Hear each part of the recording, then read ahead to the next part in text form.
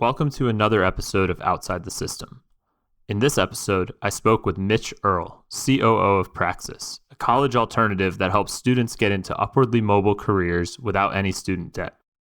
Our conversation hit a bunch of different topics today, like the education system and why everything costs so much, debt, apprenticeships, how education can improve in the future, and much more.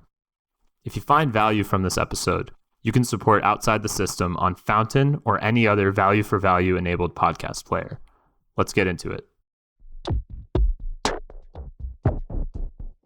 So today I'm joined by Mitch Earl from Praxis. Mitch, great to have you on today.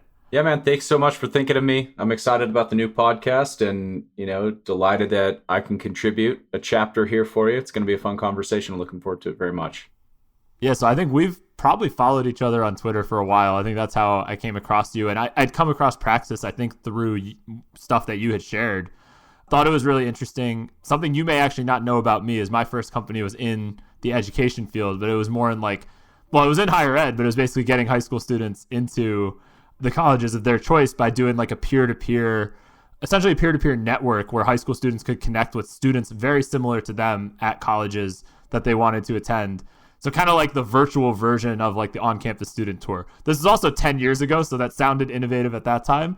Now it's like table stakes. So I know, I've been close to the higher ed world. I stay on, I keep up to date on it just because of what I had worked on.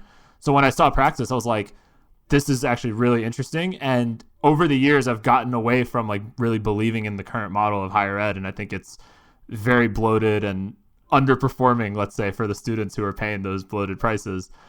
So maybe let's just start with like, what is Praxis? What are you guys built? And and how and just what are you working on? Yeah, so Praxis is a year-long apprenticeship program for hardworking young adults who want more than college. That's the easiest way to describe it. There's so many young adults. I think unless you live under a rock today, it should be obvious to you that there are so many young adults who want something different than the traditional model, traditional narrative. And this includes everything, not just education, but that's the space that I'm drawn to, is helping those young adults figure out how to start their adult lives as strong as possible. That first chapter of their careers in particular, that's what we're focused on. And the traditional model of college, it's really ineffective in the world we live in today, outside of maybe a few specific paths where there are either legal restrictions or there's a lot of inside baseball in the hiring process that's based on, the program you came from or who you know as a result of a, where you went to college or whatever. But by and large, for the average young adult, especially the young adult who doesn't know what they want to do starting out, there are so many cool opportunities out there that they probably didn't hear about if they went to traditional school, and they don't know how to go explore their career interests in an effective way that doesn't put them in the poorhouse for the next 10, 20 years while they're paying back student loans. They don't have a really good outlet for going and doing that. And that's very much where the idea of Praxis came from, is what's the most practical way to go out and explore your career interests, build skills, start your career? And on the flip side, how can we provide a better talent pipeline for that undiscovered talent that businesses are always hungry and eager to find?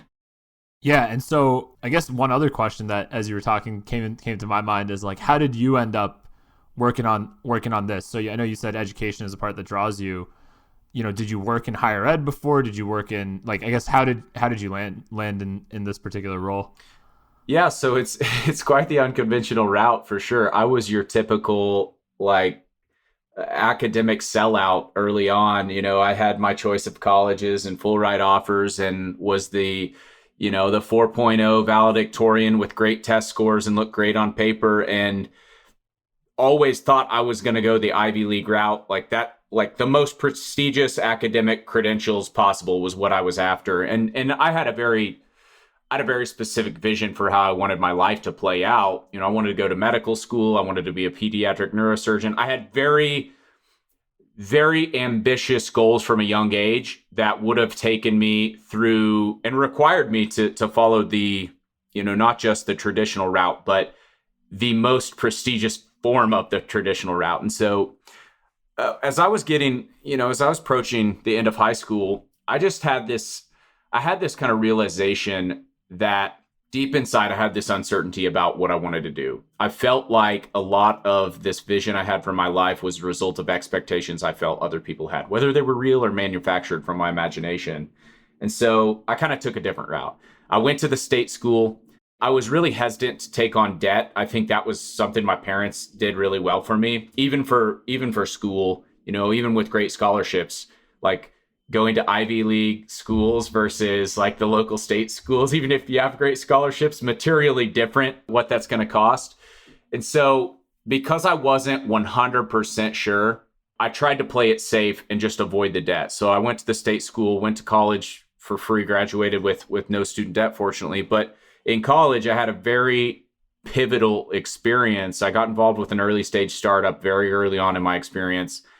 And honestly, I was just so bored in school. I was the kid who could walk in and do well on tests and, read the book the night before, like cram the night before and just go do well on tests. That learning came naturally to me. But getting involved with this startup really created this dilemma for me because I had this thing outside that I felt like I was gaining actual valuable experience outside of school. And it's how I wanted to spend my time. It was what I was most interested in. And then I had, contrasted that, I had this kind of school academic environment where everything was about jumping through hoops. I just butt heads with professors from day one. And a lot of that was like, if I know the material, then just, give me my stamp and let's move on. I don't need to also please you or agree with you or show up or like jump through all these hoops that are just unnecessary. And so very early on for me, this rub between innovation and then compliance or subordination was something that it made two paths emerge for me. So by the time I got out of college, I had several years work experience at this startup that went from literally half a dozen people to several thousand people. And it was a wild ride. It opened my eyes. I knew I wanted to be involved in that type of world. I knew nothing about how to start a business or what I could offer that was valuable. I knew I needed to go figure out how to do that. So when I got out of college, that was my mission. Everyone that I knew at that point in my life said, well, you need to go back to school. You should go get a law degree or an MBA. Those are two very clear, highly likely routes that will get you into business and allow you to learn how to start a business. And again, I was like, okay, well, that's what I'm going to plan on right now. That's the safe story. But something about that rubs me the wrong way. Why isn't there a better route to go build these skills? And so I started taking every job I could out of college, just getting, had something like nearly 30 jobs before I was 25. Wow. So some of those were unpaid, sort of informal things. Some of those were freelance, but I had this wild variety of different experiences while I was trying to save up money for law school. And that's when I met Isaac Morehouse, the founder of Praxis. And this is very, very early on in the game of Praxis' story. And he asked me a question that just blew my socks off. He said, what makes you come alive? And I was in my early 20s at this point in time. And, for somebody who's in your early 20s, you can probably, who's gone the traditional route, you can probably relate to this. People always like to ask you, like, where are you going to school? What are you studying? This very linear path is pushed on you, whether it's intentional or not. It's just so fundamental to the cultural narrative. And that was the first time somebody had asked me a question that I was like, oh my gosh, I don't have a really good answer to that. I'm interested in a lot of stuff, but that's not what I'm spending my time on. And so it caught me off guard and it got the wheels turning because, later Isaac challenged me. He's like, you seem like a smart, hardworking, ambitious young adult. He's like, give me 1 year. Let me make some introductions for you, introduce you to some business owners, entrepreneurs that are working on cool stuff. And if 1 year from now, you don't have more clarity about what it is you want to do, then go back to school. It's still going to be there. This is literally like a zero risk bet. And so I never looked back. It took me 30 seconds to think that through. And then I pushed the chips into the middle of the table and, the rest was history. I had an awesome experience that involves apprenticeship and there's another story there in terms of how I wound up working with the Praxis team years later. But it was at the very sort of foundation of it was this idea of permissionless approach to building your life and career. And that just fired me up. Yeah, I feel like a lot of people would resonate with your journey, right? That like, you're trying a bunch of things, nothing quite fits. Nobody asks you like what makes you come alive, right? It's just you're kind of moving from one thing to the next. It's like, you're in high school, it's always the next question is like, well, what college are you going to? Not like, is college even like the right thing for what you want to do or what makes you come alive, right? Or in the next step in your journey. At least when I went to school, which was, 2009 is when I graduated high school. So, at that time it was just like so accepted. I feel like now the idea of like gap years, alternative approaches, it's a little bit more acceptable. I don't know if this is accurate. When I remember it was when I was in college, 2009 was like the peak of number of people going to college. And I think it's decreased, right, since then, like on an absolute numbers basis. And that's encouraging. Like, it's not encouraging if you're a higher ed administrator, but it is very encouraging if you are, I think, looking at how to help young people live fulfilling and effective lives and also be useful members of the economy too. I think maybe now is a good time to talk about debt, right? I think that was something you guys, I've seen on the Praxis website, at least you talk about it a lot. How does that play into this? Like the cost of college and then your alternative business model? Yeah, it's something it's so critical when I think about the value of a program like ours and alternatives to college compared to the traditional, offering today that schools have, especially if you're an individual you don't have options other than student debt as a way of financing your education. I would say you better make really damn sure that what you want to get out of college if you're going to take on the debt, because the worst thing, this seriously, it's upsetting to me on a personal level, but it's a horrible thing that so many young adults, they get saturated in this idea that it's like your education is a priceless investment. By any means necessary, you got to go get that degree. It's so upsetting every time I hear this story. I talk to a young adult who's like, everybody told me I should go to college. I got in. I realized I had no idea what I want to do with my life. A year or two in, I decided to drop out. I still have all this student debt. I feel like I got cheated, not just out of the college experience, but like, I feel like I got just panhandled this lie about the best way to go about. And we'll put the argument about whether college is effective or good or bad or any of that on the shelf for a second. Just the fact that, so many young adults who aren't sure what they want to do default to that decision and student debt, it's a really bad thing, especially played out over time, because now you have that debt burden, which reduces your optionality. I see this too in graduates all the time. Is I get out of college, I have this cloud of student debt over me, and I'm making all of my decisions from this spot of scarcity and like fear. It's like, okay, I've got to double down on the safe route now. I have to have a job to make these payments now. And maybe once I make those payments, finally 25 years from now, when my students' loans are paid off, then I can go do whatever I want to do. And that just never happens. It doesn't happen in our society too, because then what happens, people eventually, they get married, maybe their spouse has student debts, they take on a mortgage, they get a car loan. Like before you know it, you just can't escape that route. And so it's just a path. It's a path that it drives people to continue to double down at every step down a bad route that's not actually getting them closer to answering the big questions in life. Like, what would bring me fulfillment? What do I like to work on? The question I brought up earlier, what makes you come alive? That's why it's so critical for me is even if I look past my own opinions about college, like, let's just talk practically for a second. Unless you know what you want to do, it's very difficult to assess the level of risk that is appropriate to try and accomplish that thing. Yeah, and it's very hard at 18 years old to know what you want to do. Like, that's the other thing. What have you been exposed to in high school that would tell you what you want to do? It's like some people are very lucky that at 18 they do know what they want to do with the rest of their life, but I would argue the vast majority of people don't. I think that's the other thing is like, and then it's hard to know what you want to do when you're not exposed to anything. And I think the other thing in college that right now is one of the issues with traditional higher ed is you learn a lot of like academic things, but a lot of those things don't really relate to what's going to happen after you're 22 and you're graduated and now you got to figure out this real world. And I think, I mean, so I was a chemical engineer in college, and my complaint with our program at Carnegie Mellon was that it was very focused on sending you to a PhD program.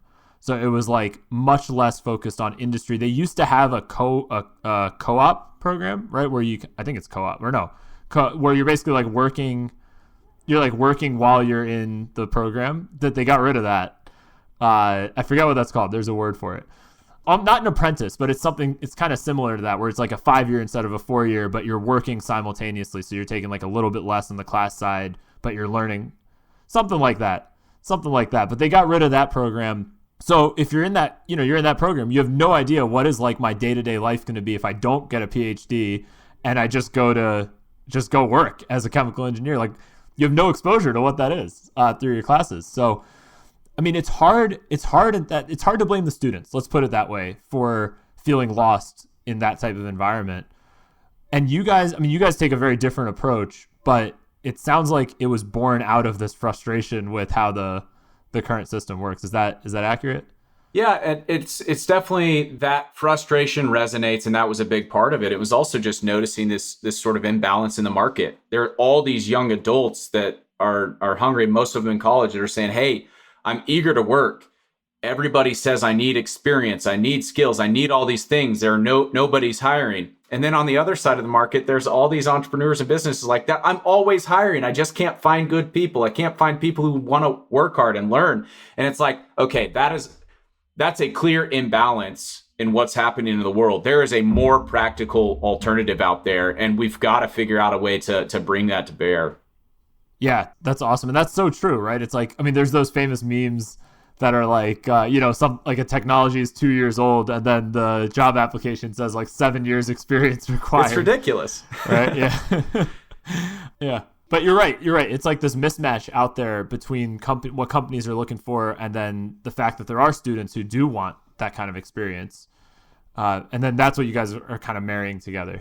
Yeah, definitely the access that we can create for young adults into awesome businesses. And the funny thing is, if you spent any time looking through job postings, like, I think most companies do a poor job of articulating or clearly defining, or maybe even thinking through what problem am I trying to solve by hiring somebody? And so I copy and paste, I have an idea of this job title that I think my company should have this person. So I copy and paste this job description and I list out all these things. And I think there's this common misconception that it's like, okay, well, and I think this is particularly bad for people coming out of college is, okay, this is just a new test for me to pass. I have to pass all the job requirements that are listed. And this is just not true. Companies don't care in many cases that you have all those perfect things. They want somebody who can come in and learn the job functions and perform the responsibilities that are expected. And that's not always somebody who has all of the credentials or all of the requirements that are listed. What people often want more is work ethic. If you have a demonstrated track record of work ethic, even better. You have actual job experience. If you can show that you're somebody who can think outside the box, you can be creative, you can hustle, you're going to show up, like, you are head and shoulders above the average job applicant. If you can figure out how to actually communicate, though, that's the hard part, is not just having the skills, but convincing somebody else that you're worth taking the bet on. And, if you've been in school for 22, 23 years of your life, it's very hard to recognize that there is a way to go get your foot in the door that doesn't involve following all the rules to a T. Yeah, because that's been trained in you for so many years during that education process. I mean, do you think it starts earlier? Like, so part of me feels that by the time you get to college, right, it's like you're going to have to now retrain yourself with all these mentalities and behaviors, right? Because you've been playing this like test game for, your entire life since you were like in kindergarten, basically, or maybe even earlier. And then now you're telling me that those tests, that's not how the real world operates. So is it a deeper kind of problem than just a college problem? Like, is it, does it start earlier? And are there ways this doesn't have anything to do with your company necessarily, but this is more just like me asking you, how do you feel about this, like on bigger level than just higher ed. Yeah, so Paul Graham has a great essay that I love that I think kind of gets to the heart of this. It's so much bigger than just education, but he talks about, I think it's called On Wealth, or it's about how wealth is created. And I think a lot of people think about wealth in terms of status or money or these extrinsic signals or extrinsic properties. It's not just those things. Like wealth isn't money. Money is a medium for the exchange of wealth. And I think that school, it changes the way we think about the things that really matter. It leads us to chase these other sort of external validators of something that's more fundamental. And that's part of the problem.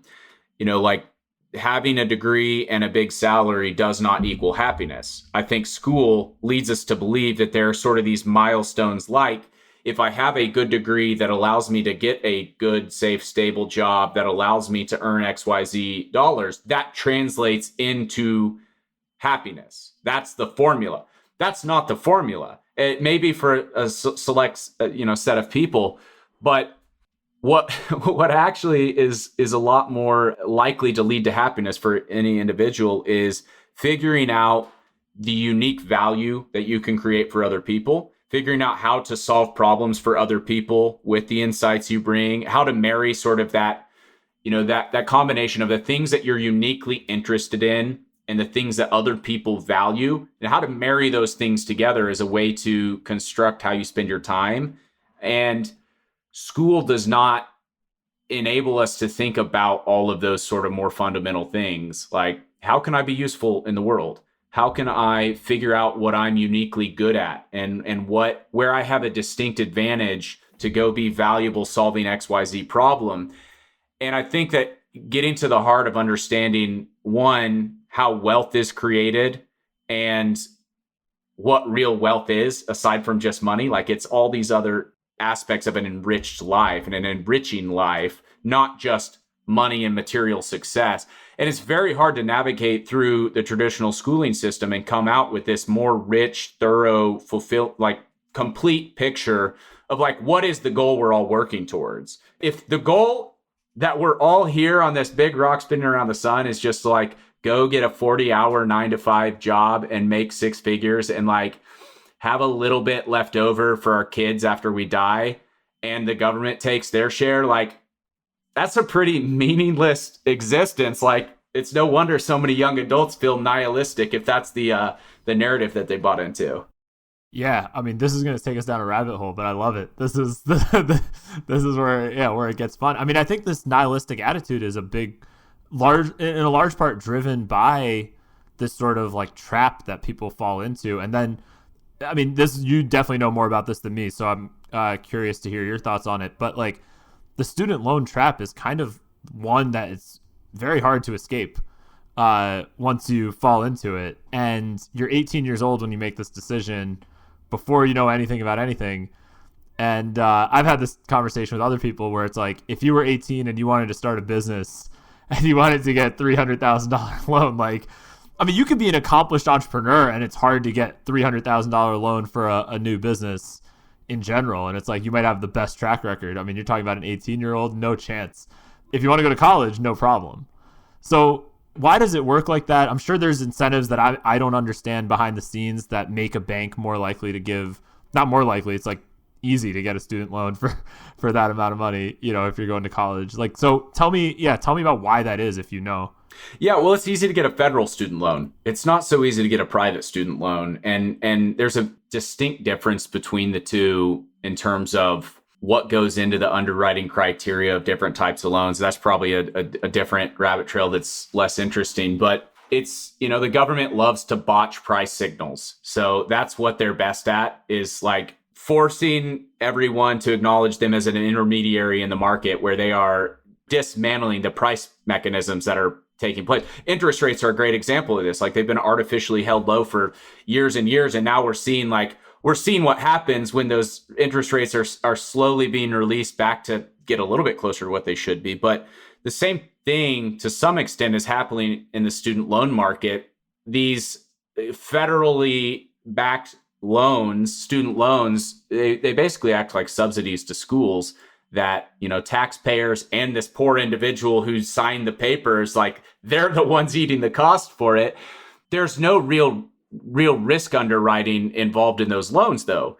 See, like, because as a society, or 51% of the voting population in the United States, like, seems to favor, hey, education is good investment. There are all sorts of subsidies and all sorts of education spending and all sorts of efforts that are aimed at helping create education access. Student loans is one example of this, like the federally backed one. So the government steps in and says, hey, you know what? It doesn't matter if you're a good risk or not. Everyone should have access to education in this country. And so here's money. And they go to schools and they write a check to the schools. And now this individual owes this. Well, this has been happening for decades and decades, and it's gotten really bad since the 90s. And so what do universities do? Well, we've got this easy money coming in from the government, so we can raise tuitions. And so it creates this snowball effect that the more loans drives higher tuition prices, that's probably the most insidious aspect of it. It's driving prices higher and higher. It's actually devaluing the product, similar to inflation. The more people that have degrees, the less inherently valuable right, degree because is. It's a signal. Again, that's also a signal. Right? Absolutely. Yeah. It's devaluing the signal in the first place. Like if 30 teams won the Super Bowl every year, right? It's like, what does that even mean at that point? Everybody gets a trophy. Yeah. It stops acting as, it loses the potency of the signal. But contrasting like the federal student loans to a private student lender, like I'll use an example. When I went to law school, I was like deeply idealistic. Like, I'm not going to take federal student loans for law school just out of principle. I'm going to go to a private lender. And I went through the student loan process, and they came back, and I had good scholarships. Wasn't going to have to take out a ton, but they came back and you're like, you're a 22-year-old kid with no credit history. Like, you're going to need a cosigner, or you're going to need to, come back when you have a credit history.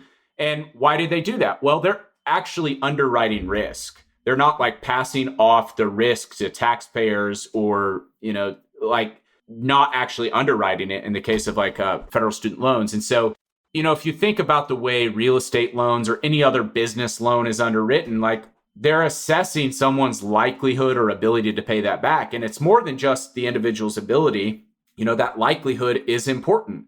They want to see a business plan. They want to have an appraisal on a property. Like, lenders want to go see, hey, what is this loan collateralized by? Well, you can't say that a degree is going to act as collateral, especially when these loans are being underwritten without any kind of eye to what path somebody's studying, what that person's success rate in school is, what the likelihood that they get employed in a particular path. Like, there are all these other kind of insidious things that are just layered on top of each other that make it a really bad deal for students, in addition to like how people go about repaying them, which is also bad because most people they don't understand personal finance at a really high enough level to be signing these types of agreements in many cases, which that's another rabbit trail. Let's go down that. So let's talk about that. Yeah. So one of the bad things that happens is a lot of people get out, and there are deferment periods on student loans. Some loans offer the ability, I think, to defer payments. If you go back to grad school, for instance, this is one way to defer payments. I go take out more loans. I'm going back to school, and so I can delay those repayments. Some loans have interest only period. So the principal balance isn't growing. You're paying down the interest, every month or annually. And so the balance is staying the same.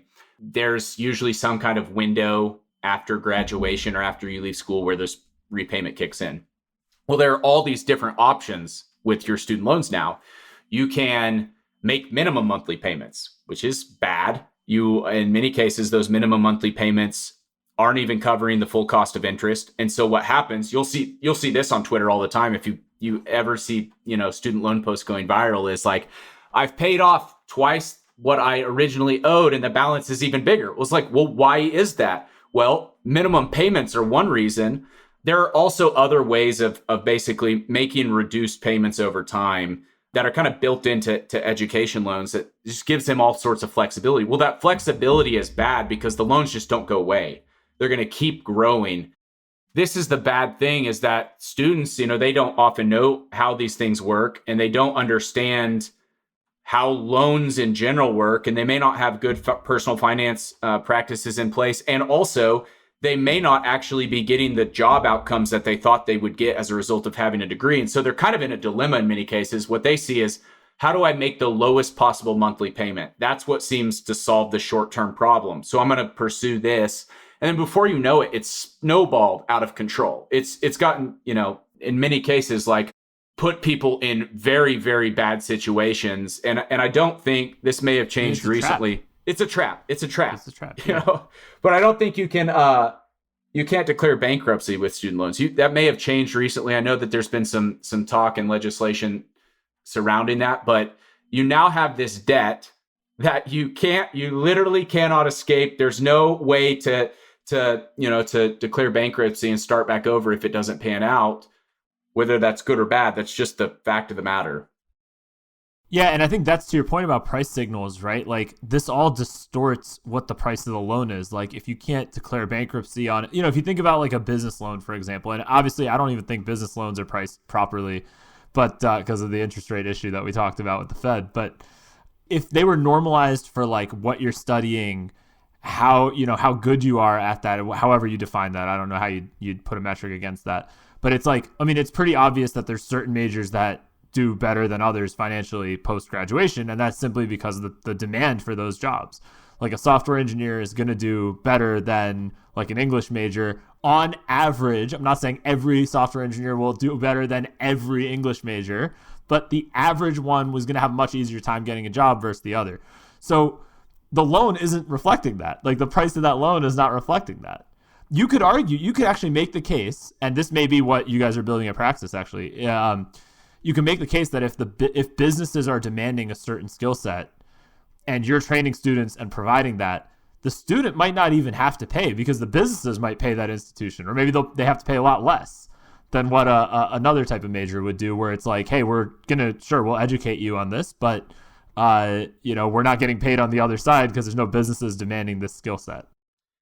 Yeah, there are tons of different models, and I think that one of the important things I try to keep in mind is like this idea that there's one perfect, one size fits all solution. I don't think that's true. I think that an additional part of the beef I have with college is this idea that they have a monopoly on what you do after high school or how you access the job market, which is just not true. But it also creates this kind of mindset that competition in that space should be artificially stifled. It's like, no, there's college or there's trade schools or you're a loser. And that's just not how the world works.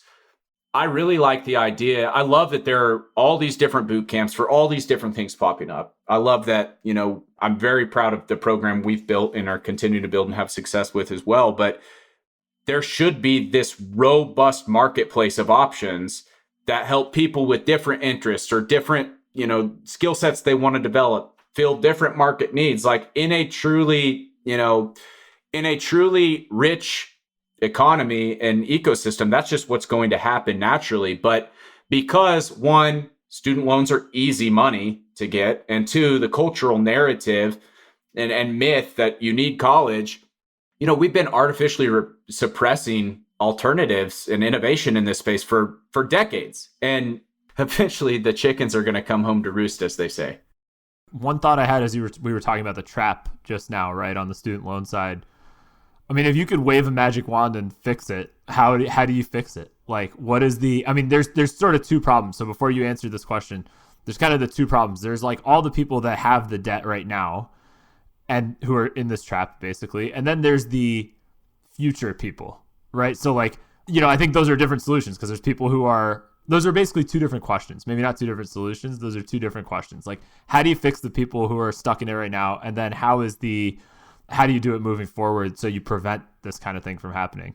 Yeah. First of all, that sounds like a terrible job, to be the person who is trying to solve this. Like, it's just a terrible job. Like, I think most people think that it's the government's job to solve that. It's like, that's a tough job, because, in all the talk about what should we do for all these borrowers who took out this money, it's a tricky dilemma. If you forgive all the student loans, now who's picking up the bill for that? Well, now the people who have been responsible are the ones that are in addition to the borrowers themselves, like everybody's tax dollars, you're creating another problem. And this is why I don't tend to think, I absolutely am vocal about this, is that when the government tries to solve problems, it just typically creates more problems. It's just, it's this problem of like local versus global optimization. You can't just try and solve this one tiny thing without creating this bad ripple effect through the rest of the system. That's why like entrepreneurship is typically a better way to approach these problems in isolation. There's probably some component of financial literacy that is involved. I don't think it's like mandated learning. Maybe for the people that are taking out student loans, there's some required like level of financial literacy you have to prove before you can get approved for a loan. I'm not sure what it is. Like, create an amortization table for me and make sure and sign it and make sure that you understand what you're doing here and how these repayments work. There are different things like that that could likely curb it. For the people who are in debt, in student debt, like honestly, go subscribe to Dave Ramsey's stuff. He's helped millions of people. And while that isn't necessarily the full, complete financial education for everybody, it's a great way to start thinking about debt and how to get out of that. And like, I think if you're carrying this debt, hoping that somebody's going to forgive it someday, it turns you into an irresponsible borrower. And that's a bad thing. That's a bad psychology to have in the world as an employee, as somebody who probably has more creative capacity than you're unleashing in the world because you have this debt. Like, that's just, it's bad played out. Long story short, I don't know how to solve it. I could throw out a bunch of ideas. It's a bad situation. I think that just tons of different innovative people attacking it in different ways, like creating alternatives that don't require, like Praxis, I'll plug it because that's what I'm familiar with, but like opening up different avenues so future borrowers, future students don't become the same kind of borrowers that, their older siblings and parents were. What are some other projects in the space that you think are doing a good job with this? So this is a bit unconventional. This isn't like direct competitor to, Praxis or any boot camp space or whatever, but a different way of solving a similar problem is companies like SoFi, Lending Tree. There are like half a dozen others that I'm not thinking of right now. So one angle to solve this is like companies that are consolidating student debt, and they are creating incentive structures for people to be responsible getting out of debt. And they're trying to create better financial vehicles to basically pay off that debt. And in many cases, they're buying that student debt at discounts, and they're creating a better lending structure that's more manageable for somebody to get out of debt. That's one way. There are like Prosper is a loan marketplace. This is an interesting one as well. So it's like peer-to-peer loan purchasing, where, somebody who is in need of money, or maybe they have a student loan or something like that, they can't get traditional financing to consolidate student debts. Now individuals can go fund these loans, and they get to underwrite them. They get to go through underwriting, assess the risk, and decide if they want to invest in these or not. They get a return on their money. Plus, they help somebody else out who needs money. That's another really cool way to attack this broader problem. Aside of that, there are tons of different really cool sort of alternative education things popping up all over. All of the boot camps, like I mentioned, offering different routes into high-paying careers, offering different routes into just careers you may not have even thought were accessible to you without, $200,000 of student loans. Like, all of those things happening across different segments of the entire marketplace, all of those innovations, I see them as net positives. Yeah, I think also a follow-up question or related question is, I've seen a lot of programs focus on software engineering just because that's like, maybe the most obvious. It's the easiest probably to do remote versus some other things. Have you seen a lot in things that are not software engineering that are also taking innovative approaches? And is there anything you can talk specifically about?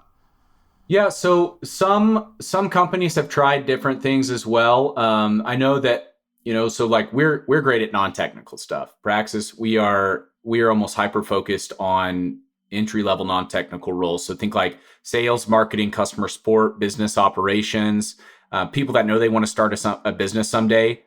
They don't know how. So like that true apprenticeship, go apprentice an entrepreneur, there are paths like that. We're hyper focused on those types of things. There are a lot of other boot camps that are hyper focused on one skill area. So it used to be Gen M, I believe it's called Acadium now. They do marketing apprenticeships. They have marketing courses, and that program seems to have quite a few students as well. But again, it's a different remote program. There are, hundreds of sales boot camps as well. There may be some customer support boot camps. Even outside of formal programs, though, there are all sorts of like mastermind programs and groups and Discord communities and things that are popping up that are awesome. Like information access has become so cheap, and the ability to find other people who are interested in the same things and form a community around it and learn. Like the hustle has trends. This is a great sort of informal example of this.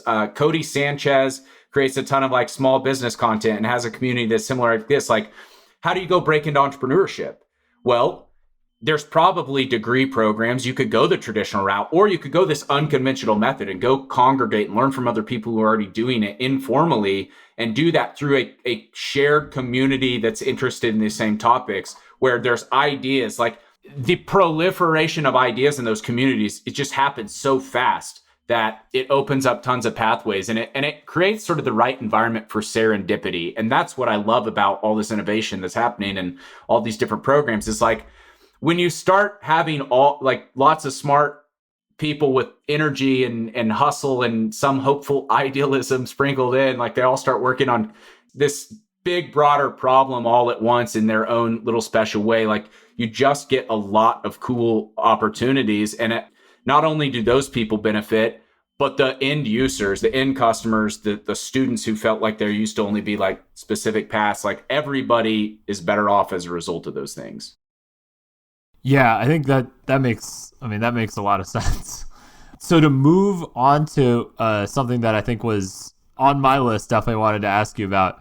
So this whole apprentice type approach to me feels like almost a return to historical norms. Because if you think about it, right, like this whole idea of going to college for 4 years, maybe more years for grad school and stuff. Again, you're the expert. You tell me if I'm wrong, but in my mind, that's a relatively like 20th century type thing, which, I'm sure it existed in one way, shape, or form before that, but it wasn't the thing that everybody went and did. It wasn't the like standard path that you were supposed to go down. So do you feel that this is like a return to historical norms in some ways, or like maybe a blending of the two approaches, or like, how do you think about that?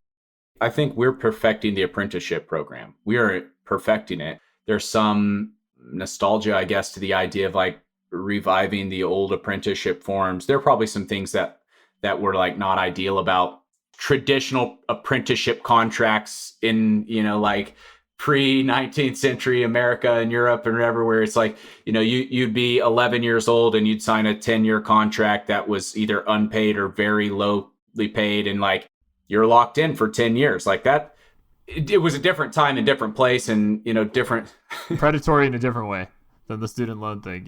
It's there's definitely things that could be improved upon that. But I think a component that is critical to our success, and also really critical for future young adults as they think about what they want to do, is this idea of career discovery at the start. Is the ability, and this is key to the idea of apprenticeship in the first place, is go try something before you commit, tons of time and energy and financial resources like college to this decision that you're not even sure if that's something that's going to excite you. So career discovery is baked into our model of apprenticeship program. Let's help you learn about business, the different aspects of a successful business, and explore those different skill areas and paths as a way of helping you identify one or two skill areas that really excite you. Now, I tell people this all the time, and this is something that we could have talked about earlier too, is like, I think it's really dangerous to perpetuate this myth that there's like one perfect thing you're going to do for the rest of your life. And like your biggest struggle in life and the pressure you should feel is like to figure out what that one perfect thing is. The truth of the matter is there's probably a lot of things you would be interested in doing. What may be an easier approach is let's cross some things off that you definitely don't want to do. And the faster you can validate, you can kind of narrow the playing field of options, the easier it is to realize how exciting some of these opportunities are, because you stop having that FOMO of all the other things you could be doing. You've crossed some options off. That's progress. It's not a failed experiment to, get a year down the road and be like, hey, I now realize there are 3 things I thought I wanted to do that I don't want to do. And there's this other thing I'm kind of interested in, and I've got a job doing it. Like, that's a pretty good outcome. And so that's where I'd say the apprenticeship model that bakes in that discovery process, plus the actual experience and the ability to go learn from somebody who's already down the path that you think you want to go down. Those are like the critical elements of what I would say is like the perfect apprenticeship. Yeah, that makes complete sense. The interesting thing that you were just talking about too, about learning from a peer, like somebody who's doing what you want to do. I think that's so valuable because there's so much that this isn't just a critique on college. I think this is also probably true if you're just listening to podcasts or watching YouTube videos and stuff. There's so much nuance in like any job. Not just entrepreneurship, but any job that you do that you can't really properly convey or understand from just listening to people talk about it. You kind of got to go try it, but you can try it with like a mentor or something. So I think you brought up like working with a startup early on in your career, kind of being very influential. I think mine was pretty similar. So like I had a very, very small, like, the normal, like, I was basically coaching some sports in high school. And, ultimately, like, instead of working for somebody else doing that, I started my own little coaching thing. It's not really a real business, but, it was cool to kind of try that out. But then I ended up working for a couple different startups, like on the side while I was in college. And that kind of really taught me like, oh, this is what it's about, like starting a company. And I did have to learn a lot on my own. And there's so much in entrepreneurship you don't know until you're the actual founder. But there were some growing pains that I was able to learn just secondhand, just like seeing and also better understand that this is something I actually like. It's not just something that sounds cool. Right. And I guess like that part is also kind of missing in the traditional college experience, that you don't really get to work with somebody who's doing what you want to do yet. It is true. And like in many cases, there's professors that like they don't even work in the field. Some of them, maybe they have actual experience. In some cases, like you're learning from somebody who's teaching you about something that happened in the past that they're not speaking from that nuanced personal experience. That's not who you want to be your teacher in your journey towards a specific goal, is someone who hasn't gone through that experience. And that's not just true of college. That's true of like anything you want to learn. Go learn from the person who's actually done it, who can anticipate the hurdles you're going to encounter and can help you adapt and prepare for those things. And like they've lived in your shoes, so they understand all the stuff, not just like the actual knowledge, but like the emotions you're going to go through and all those things you're going to have to tackle. It's a huge part of apprenticeship. And even just like going out in the real world and making progress anywhere, like learn from, be very selective in the mentors and the people that you want to learn from. Yeah. And you'd mentioned a little while ago in your the previous question I asked, like you said, you get to, in Praxis, you allow people to try out a bunch of different things and then cross off stuff that they don't like or doesn't fit well with them. Is that kind of similar to like a rotation program in medical, like for a medical school student or something, where they're trying out a bunch of different specialties and then they say, oh, this is the one I want to go into after that? Yeah, so we do this in a very quick manner. The program itself is a year long, and in many cases, people are starting jobs month 7. So majority of our apprentices are getting hired then. So there are some shortcuts baked into that, you wish you could have somebody go do a month in every position and get paid to learn. And it's a bit difficult, a bit messy for businesses. It's not like the ideal experience. So, we do it through a combination of curriculum, projects, advising and coaching, and then workshops. So one thing that I do like is our apprentices, by the time they get through, first 6 months, they've probably had 30 to 50 different workshops they've participated in with 30 to 50 different professionals from different walks of life and different careers and different stories, different routes they took to success. And so think of it as kind of like rotating career day combined with, I'm actually working on these projects. I'm consuming some curriculum, but the crux of it is like projects, workshops, coaching, and trying to get that quickly. And the reason I like that approach rather than sort of the longer ended approach is you don't have to stay doing the same job you get through a program. Like you have lifetime access to the higher network, but even this is true outside of our programs, true for any young adult or anyone in any walk of your career. Like whatever you're doing now, you have the ability to change paths. And so it's about helping them gain exposure and a broader understanding of what's possible out there. That's probably the first hurdle everybody has to overcome. I should have asked this earlier. Is there any kind of like placement fee or like percentage of income that you guys get, like income share agreements, right? The ISAs, right? I think that's the term for them. Do you guys do any of that, or is it just a flat like tuition that people pay for the program and then they get lifetime access to the community after? Yeah, so we don't do ISAs. We deliberated on that for a long time. We do not like ISAs. I do not like them for a variety of different reasons. One is the psychology of it for both sides. There's this idea of skin in the game that I think is so critical to actually aligning interests, both for the apprentice or student and the organization. And there's this idea, without that skin in the game, you're going to devalue something. You're not going to appreciate the full value of that. And the other side of the equation is like, I never wanted to be in a situation where I had to sue my customers. Like, I want to have a good relationship. I want it truly to be a transformative experience going through our program. I don't want it to be where like you're down the road and you're starting to question the value of that experience because you're suddenly making these payments that you just don't understand anymore. Or you start wondering like, was this actually worth it? You postpone the payment until after the value's had. And that's kind of a difficult mechanism for aligning incentives. As far as, how our tuition works, it's flat $12,000. When we have formal business partners, there is a placement fee for high quality, for placements whenever they hire somebody from our network, but it's not required that you go work for one of our business partners. The business partner placement fee, the apprentices pay the tuition to us.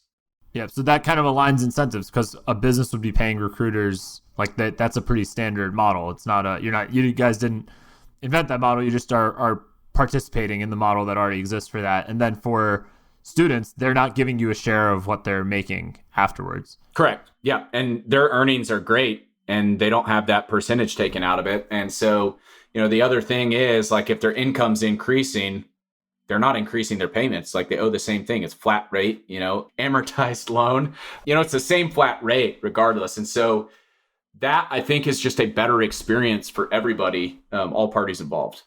Yeah, and I mean, so the counter argument somebody might say is like, well, then you don't have an incentive to make sure your students get great jobs. And the counterpoint to that argument would be, well, the better that our students do, the more people will want to participate in our program. Well, and we also give 100% guarantee. Like if somebody doesn't land a job making, $30,000 per year as a minimum guarantee within, by the end of the program, we refund every dollar. I think that's an even better guarantee. And yeah, you get your money back. Plus, you still have all these benefits. You've made, hopefully built some awesome skills. You've grown your personal network. There are other advantages. And, I still am hopefully optimistic that there are a lot of people that have bought into this idea of ISAs and not just ISAs, but this idea that it's like, let's explore alternative funding mechanisms for helping people go figure out what they want to do and acquire the knowledge and skills that they need to go be more productive and increase their human capital. Like that should be the conversation is like, what are the best ways? I think that trying to say this particular way is the best versus this it's somewhat futile. Yeah, because there's going to be different types of people, different types of programs, different things that everyone's looking for. I mean, it's the definition of like a market. That's why you want to market and not a one-size-fits-all approach. On the guarantee, like this is more from your business perspective, not the businesses for recruiting perspective. Like, are there risks in you doing that? Do you have any minimum requirements? Like, how do you determine who gets a spot with you or not? Is it open to just anybody wants to join, they can join? I guess my worry if I was running your business, and this is I'm purely on the outside, so I'm curious, I'm sure you guys have thought about this. Like, how do you just like protect from somebody just joining for the sake of joining, and then like 2 weeks later they're like, yeah, I don't really want to do this. Now I got to get all my money back, but I still wasted 2 weeks of your time in this program, and I'm sure that has some cost for you. Yeah, absolutely has some cost. There is definite risk involved in that. And I would say that, part of our secret sauce is finding and identifying undiscovered talent and making bets on them. We are making the bets of our time and labor, if not let alone the financial risk to invest in young adults and helping them develop skills, and then taking a bet on them when they go out in the job market and say, hey, I'm from this program. That means something to the business partners we work with. When we make that introduction, like, we hold ourselves to a certain level of quality, and those businesses expect someone coming from our program to have a certain level of panache. It's not always tons of work experience, but it's definitely work ethic, intellectual curiosity, and hustle, if not the actual hard skills in addition, that we definitely want them to develop those. But it's those intangibles that, if you can figure out how to measure for those effectively, you're really de-risking the situation altogether. So there is an application process to the program.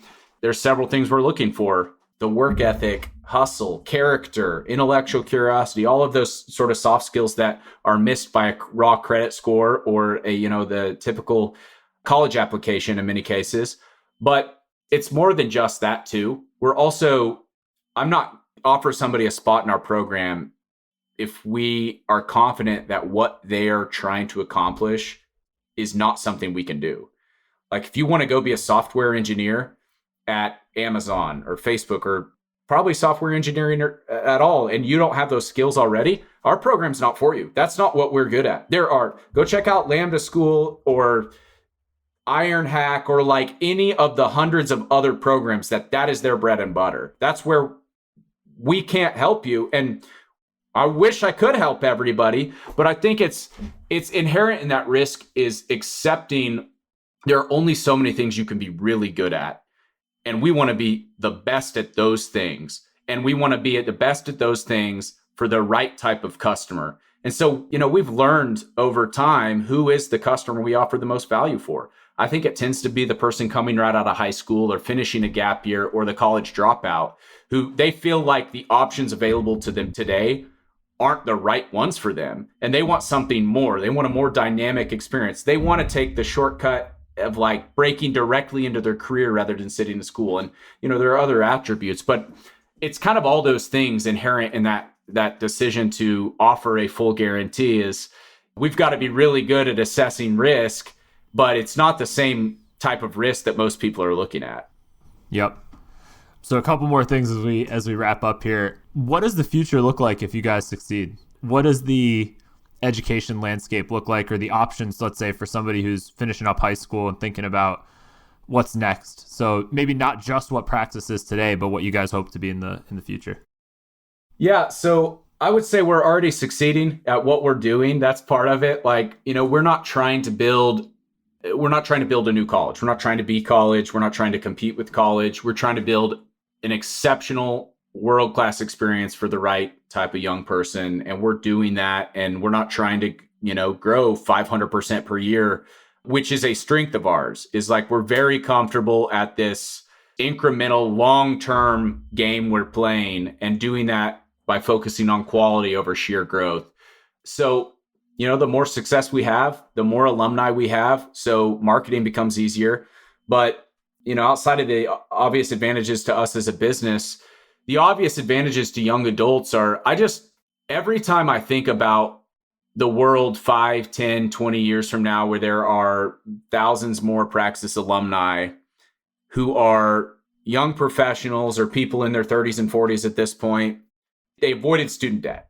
They increased their earning potential. They focused on kind of prioritizing their own personal agency and taking this more self-directed approach to life.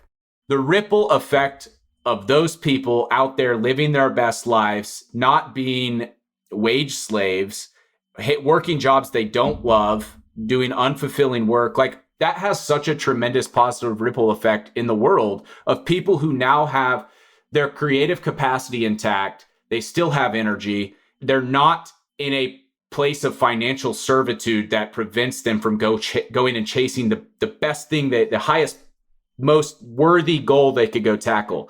That's what excites the hell out of me in the long term.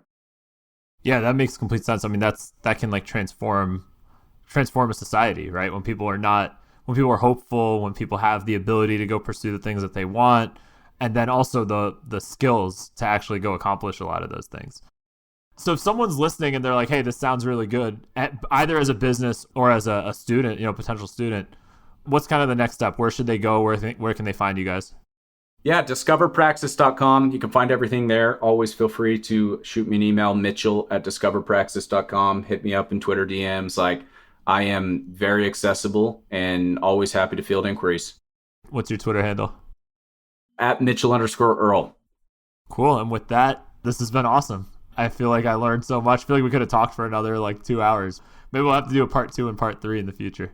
Yeah, man. Thank you so much, Neil. Excited about this new show. Excited that I could be part of it. It's a great conversation. So thanks for thinking of me. Thanks for listening to this episode of Outside the System. If you found the episode valuable, you can go to Fountain or any other Podcast 2.0 enabled player and leave us some sats. You can also leave a review on iTunes, Spotify, or wherever you listen to podcasts. It's also really helpful if you share the episode on social media or with your friends, and also just tell people about the show. Make sure they subscribe. It's all really helpful to spread the word. You can reach out to me anytime with feedback at @TheRealNeilS on Twitter. See you guys next time.